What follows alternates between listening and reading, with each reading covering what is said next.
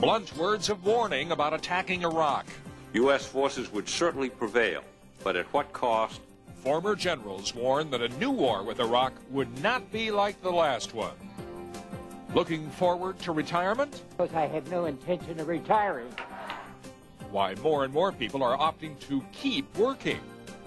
Plus, becoming a vegetarian. It's a choice that more teens are making.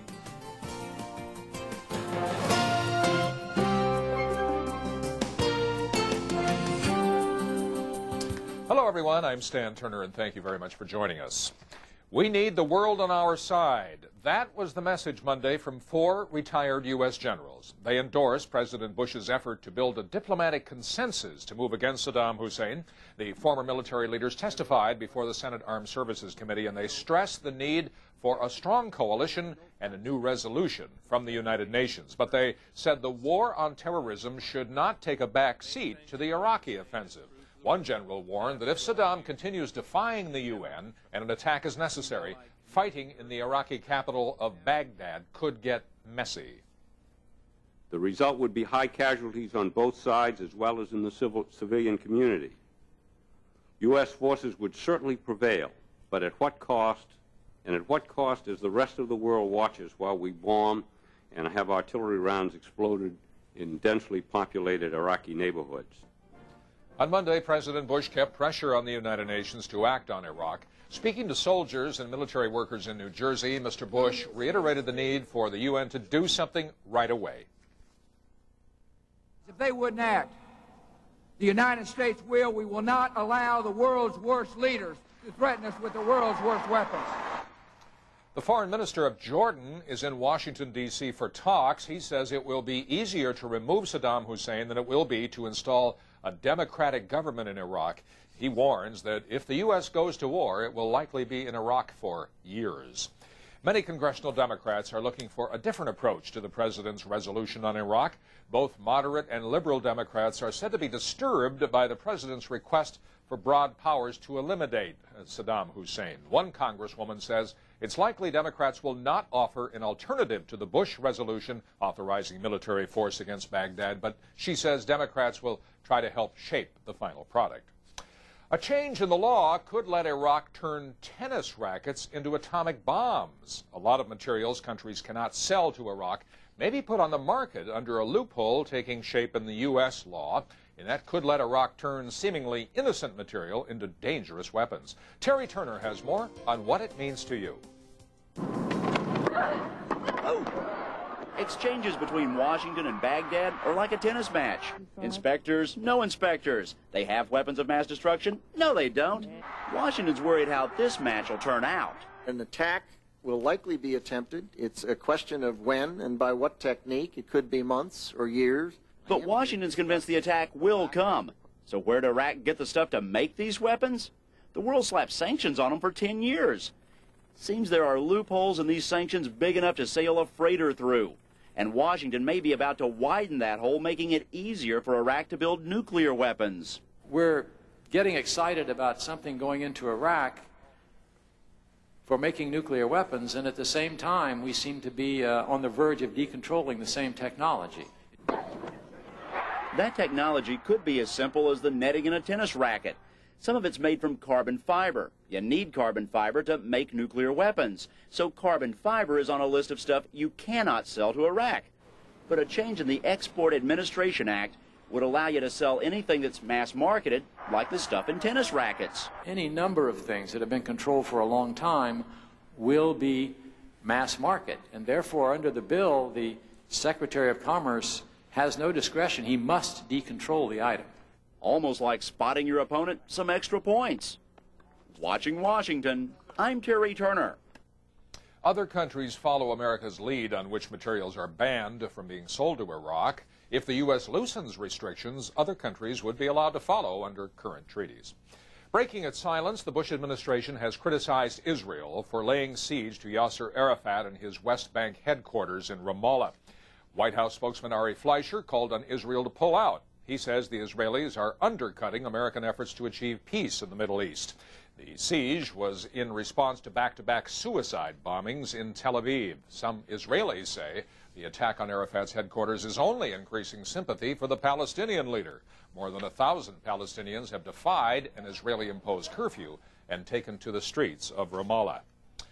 Your state now has a firm plan of action for vaccinating against smallpox in the event of a terror attack. The federal government has a plan now outlining the number of clinics and healthcare workers needed should a smallpox outbreak occur. The plan also instructs states on how to keep the public calm. Health officials say Americans should not worry about a shortage of vaccine. The smallpox vaccine offers protection even after a person has been exposed. Bad economic news sent the NASDAQ to a 6-year low on Monday. The Dow had a bad day, too, after several companies released warnings that profits will not match or live up to expectations. The Dow gained some ground toward the end of the session, finishing down 114 points at 78.72. That's almost a 1.5% loss. The NASDAQ fell 36 points, or 3%, to 1184, and that's its lowest finish since the dot-com collapse of 1996. Those random security checks just before you board an airplane might go away as early as next year. The head of the Transportation Security Administration says that as federal workers take over duties at airports, the level of security will improve, making some current checks unnecessary. Critics say that multiple layers of security are best. Security officials at Boston's Logan Airport are taking the next steps in high-tech safety there. Effective this week, they are using a device called a border guard. Here's how it works. The border guard scans a photo ID, and then it runs the name through a database and pulls up the picture matching the name. That way, screeners can tell who's using a fake ID. For now, the airport will use the border guard on its employees, but hopes to begin using it on passengers soon. The American Civil Liberties Union does not like the border guard system, saying it will create a national identification system. While Monday was the official beginning of autumn, it was a warm one, and how, across the West Coast. And that's our top weather story for this half hour.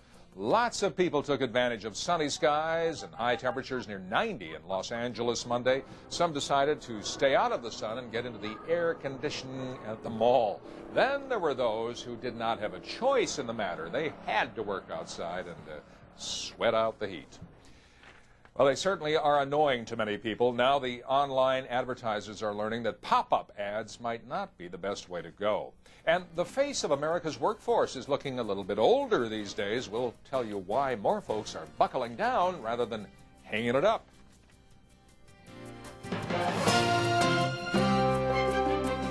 Across America in 30 minutes, you're watching All News Channel.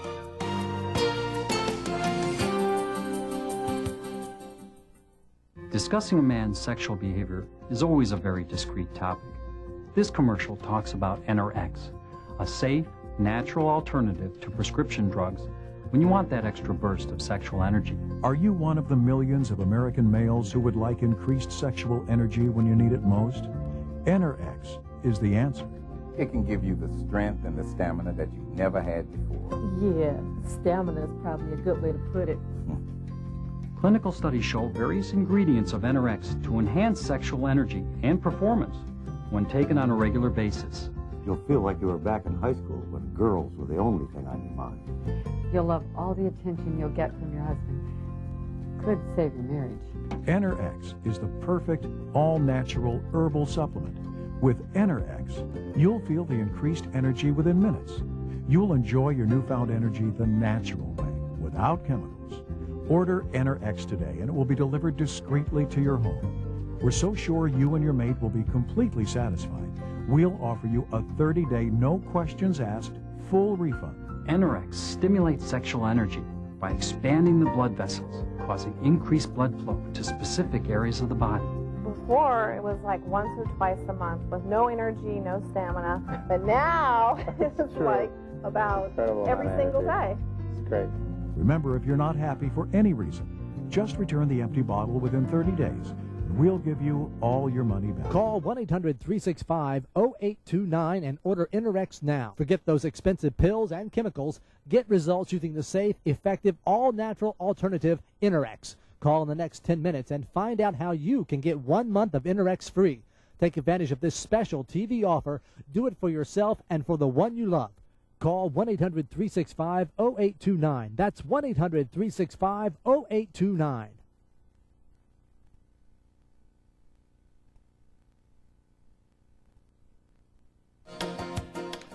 If the American workplace looks a little grayer these days, that's because it is. A new survey shows that more Americans are working past normal retirement age. Many do it because they need the money, but others do it purely for the satisfaction.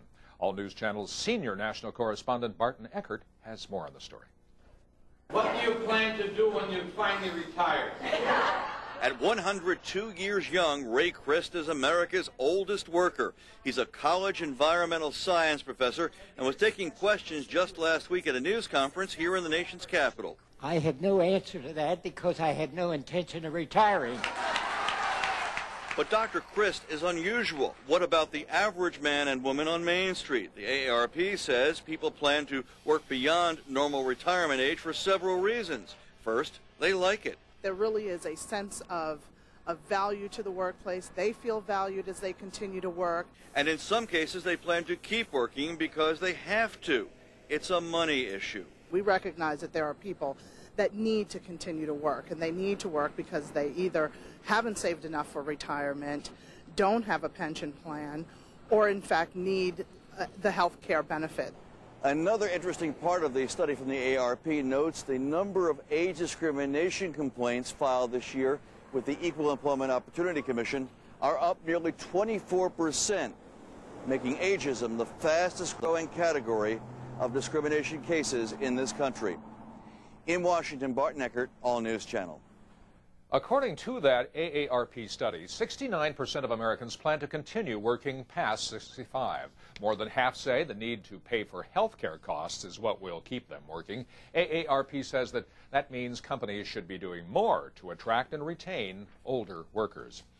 It was supposed to be just what the customer ordered, but internet broadband is not catching on. Here's Mike Johnson with that story and more in Consumer News. The Commerce Department says high broadband subscription costs are to blame. A government study found that the internet needs more music, movies, and games to make the cost of broadband worth it. High-speed connections cost about $50 a month, while slower dial-up connections cost about $20 a month. Right now, just 10% of U.S. households subscribe to high-speed access. Online marketers are finding that spam ads may not be the best way to advertise on the internet. It's such a waste of time, and the ads are usually not even for my demographic. And I'm thinking, how does this get onto my screen? They've come up with a way to let consumers control what sort of ads they get. By selecting the stoplight icon on the corner of some ads, web users can give immediate feedback on an ad. The user can let the advertiser know if the ad is interesting, irrelevant, or even if it's annoying. Online marketers call the idea a win-win situation. They can target their market better, and consumers get fewer spam ads. Cary Grant is the next Hollywood legend to grace a U.S. postage stamp.